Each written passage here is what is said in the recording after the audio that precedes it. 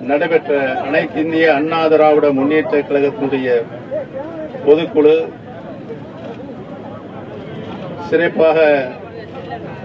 நடைபெற்று நிறைவு செய்திருக்கிறது. கழக பொதுக்குழுவில் பல்வேறு தீர்மானங்கள்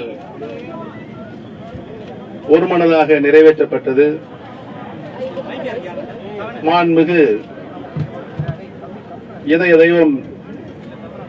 தமிழ்நாடு முதலமைச்சர் புரட்சி தலைவி அம்மா அவர்கள் ஆற்றிய அரும்பணிகள், அவர்கள் செய்த தியாகங்கள், மாண்புமிகு அம்மா அவர்கள் தமிழக மக்கள் மீது வைத்திருந்த அளவற்ற பாசம், இவைகளெல்லாம் நாங்கள் நினைவு கூர்ந்து மாண்புமிகு அம்மா அவர்களுக்கு தமிழக மக்களுடைய கோடான கோடி நன்றியை தெரிவித்தும், கழக பொதுக்குழுவில் மாண்புமிகு அம்மா அவர்களோடு 33 ஆண்டு காலம் மாண்புமிகு அம்மாவுடைய உற்ற துணையாக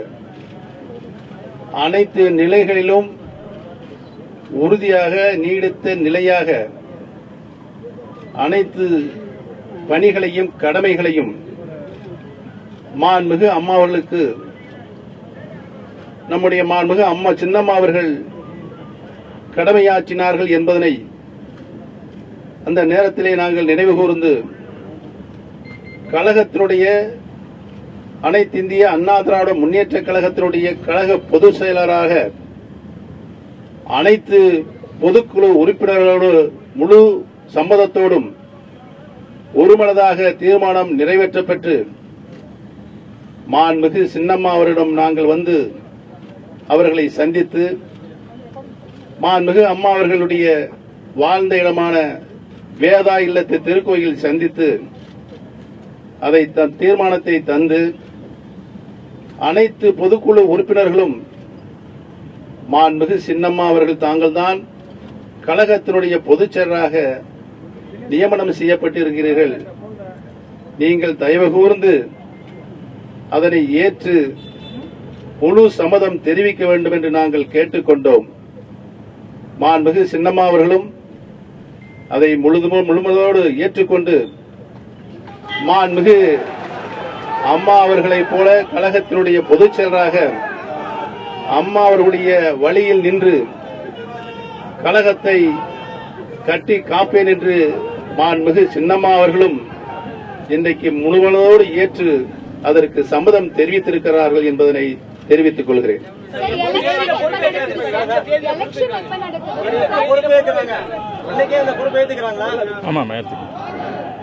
இன்று தீர்மானம் நிறைவேற்றப்பட்டிருக்கிறால்